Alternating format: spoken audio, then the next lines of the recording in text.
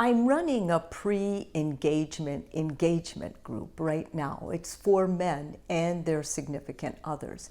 And one of the things that is standing out to me is how many of the men struggle with their emotions, how they struggle with feeling them, with really being able to label them, identify them, and feel validated to talk about them. Growing up as a male, it's very common where I see people, men, who have been emotionally neglected as children. And so what ends up happening is when they had feelings, when they were upset or sad or frustrated or overwhelmed, rather than their parents identifying that feeling and talking about it and understanding it and helping the little boy understand it, they brushed over it. They globalized it. They said things like, be a man, or get back in the game, stop feeling, start doing, quit acting like a girl, or whatever insults they said during that time. So we have fantastic men in many characteristics, but the problem is those fantastic men don't understand. They're very limited with their feeling vocabulary, with what they're feeling, being able to identify it, being able to feel cues or triggers that they often have, which is only going to lead to more men feeling upset, having anger, having conflict, and not being successful in an intimate relationship. So how do you know if you're one of these guys or if you're with one of these men? I want to give you some signs of it. For one thing, you feel like you don't fit in anywhere. You present as the strong and silent type. You feel driven to provide for your family, but not much else. Like, you do your work, but you come home and you zone out. Ask very little from others. In fact, you oftentimes may pride yourself from that. I can do for myself, so why can't they? And then you'll make judgments. They feel baffled by the emotions of others. Many times they don't understand their partner's emotions, and this causes a lot of conflict because they can't empathize with them. They can't feel close to them. They can't support them. They want to escape when there is crying, yelling, intense feelings of any kind. They dread deep talks with their partner. They may oftentimes feel like they have to prove something, like that they can withstand a beating or withstand a lot of suffering without complaining about it. So if any of these sound really familiar to you, there's a good chance that you came from a family that basically neglected your emotional needs. This happens with children when parents, as I said, there can be a lot of chaos in the home. There can be a lot of whippings. There can be a lot of, maladaptive forms of punishment. But basically, the boys in the family were not given respect or validation for what they felt. And the boy ends up stuffing that.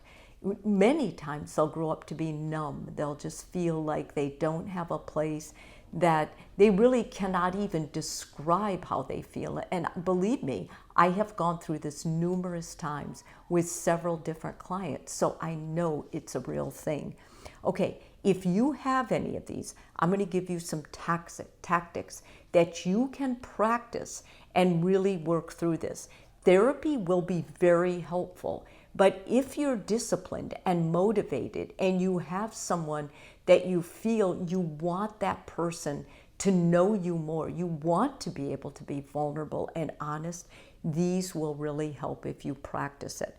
First of all, realize that the wall you put between your emotions and yourself are no longer helpful. Maybe as a kid it was. Maybe it was helpful to put up a wall so your parents didn't know how hurt you were or how afraid you were or vulnerable you were. Maybe those things weren't valued, and so you put up a wall so you could still be important, seen as important to them, but at the same time you were willing to hurt yourself.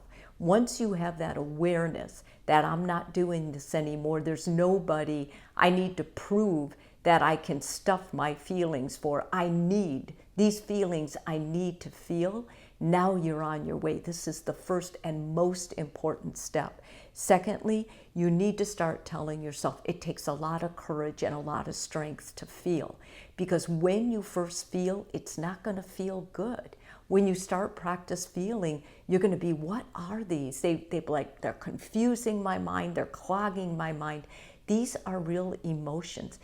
Consider getting like a journal or a spiral and just writing down every confusing thought you have, because sometimes when you take that wall down, they will flood out. Also, some guys get a lot of benefit from like shooting hoops or going for a run or going to the gym and just doing squats and push-ups as they feel this stuff. It helps catharsis, and that's what you're trying to do right now. You're trying to turn yourself into someone who feels. Start putting it in your daily rhetoric. Ask your buddies, how'd that make you feel? How'd that make you feel? You're going to open yourself and you're going to help open them too, because there's a lot of guys like you. You are not alone.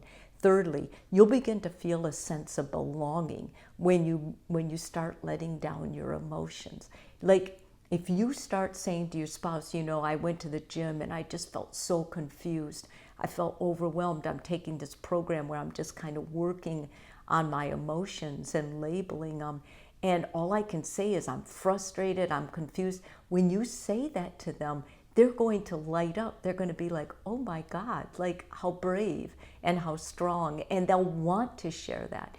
They'll probably tell you, don't relax, babe, don't worry. Like I have this too, because this is part of women's daily living. So if you guys are able to relate on that, how you feel, it's going to only make the two of you tighter. And even though you might feel empty a lot of the time, you're really not.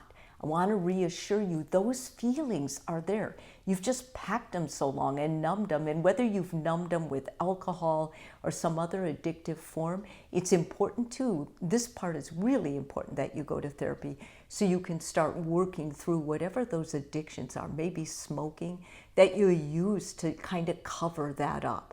And maybe you even got addicted like to things like food or the gym, or you can almost use any vice to run away from what you're feeling or keep stuffing what you're feeling. It's important that you take the steps. Remember, this will not happen automatically. You've got to make it happen. You've got to do the work, but you can do it. And I think that's the greatest thing. It's so motivating. You can do this. I've seen it done. Don't live your life limited. You have everything to open up for. If this video is helpful for you, please subscribe. And if you're already a subscriber, thank you so much.